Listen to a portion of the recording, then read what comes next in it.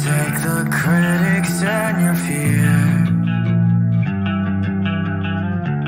There's no easy way to hear. And all the memories you love to bring. With all the things that you hate to scream. So tell me, hollow on the inside, there's no trying to hide from this monster inside me. So if you try to criticize me. Now, in the fourth round, pick number 126, the Cleveland Browns take Dylan Sampson, running back out of Tennessee. Doubling up on running back. I would not have seen this coming, but I think it was the right move, Derek. Mm-hmm. And I want your thoughts. What do you think about Dylan Sampson in the fourth round? Yeah, this was okay. Now we're on Saturday when I was walking into work. Right before I went into work, I saw the pick, and I was like, oh, and then I was like, okay, like it wasn't what I was expecting. Honestly, I was expecting them to take a depth offensive line piece or a receiver, but which, by the way, some of the receivers that fell. I like Jimmy Horn. I know everybody like hates Colorado, or not everybody, but a lot of people have personal beef with Colorado and their team and players. But Jimmy Horn Jr. was like one of the most underrated prospects in this draft. Him and LeJontay Wester, and of course Wester goes to the Ravens because of course he does. But when I saw this pick, I was like, yeah, okay, like this makes sense. I'm not mad at it. I'm not like blown away by it, but I was happy with it just because of what you have now. You have a guy in Quinshon that's tough, aggressive, just run through you, but also has good vision, good speed. Like he's your number one.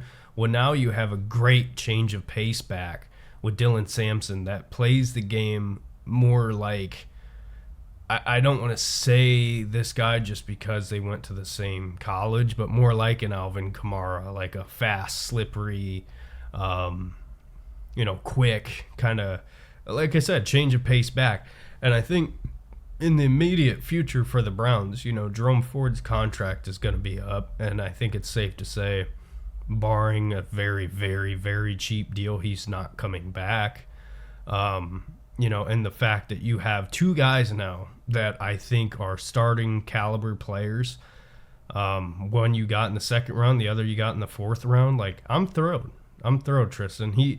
This class was so loaded at running back that any other year Dylan Sampson probably would have been a third rounder, second round pick. And we were able to snag him in the fourth. And this whole offensive draft from the Browns, every pick that they've made on offense fits into this puzzle that they're trying to run. And I think Sampson is another piece of the puzzle. I think, it's not necessarily chunt to that degree, but I do think the pairing of Dylan Sampson and Quinshon Judkins will be very, very well together. And even if it's not, one of these two guys is going to be really good. Like, I have no doubt. My money would be on Quinshon, but don't sleep on Dylan Sampson. He is a very good running back. Yeah, absolutely. You got thunder and lightning, Yeah. I like the commitment to the running back room. And now again, when we look at the running back room, similar situation with quarterbacks. You have two guys that at a minimum are serviceable starters. Quinshon, certainly we both view as somebody who can be one of the best running backs in the NFL. I think that this, again, I think it's a great pickup. Let me just read this to you in terms of accolades. 2024 SEC Offensive Player of the Year, third team All-American. Led the SEC in yards rushing, and also ended up being a Tennessee single season record. The fact that you got that caliber of a player in the 4th round, that a guy that was able to produce that much, yeah, I mean, what else can you say? I mean, his speed is fantastic. His production is great. I think that this is a very, very good pick. A guy that paired up with Quinshon Judkins, I think the fact is the Browns are not going to be throwing the football a ton. They're going to cap at about 30, 35 throw attempts a game, typically. They're going to be running the football a lot. And I think that they've got 2 guys that are very, very promising, have very high ceilings, and could potentially be stars. You know, I really, really love this pickup. And I don't want to get too far ahead of myself, but I think they have the potential to be chunked. Part 2. We'll see. So.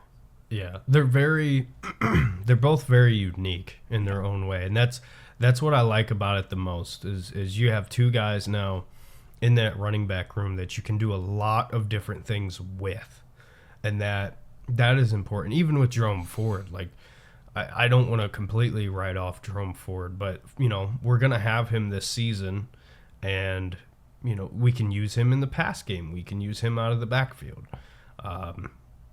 You have him as kind of a change of pace back. You have Dylan Sampson as a change of pace back. He's more of your elusive running back. And then you have Judkins. That's elusive, strong, tough, fast. Like the different levels that the Browns can hit you now within the run game. It's what they want to do. It's what they've been wanting to do. And now it's what we're going to be doing again. And you have the tools to do it. You have the tools to do it. Yeah, absolutely. Well said.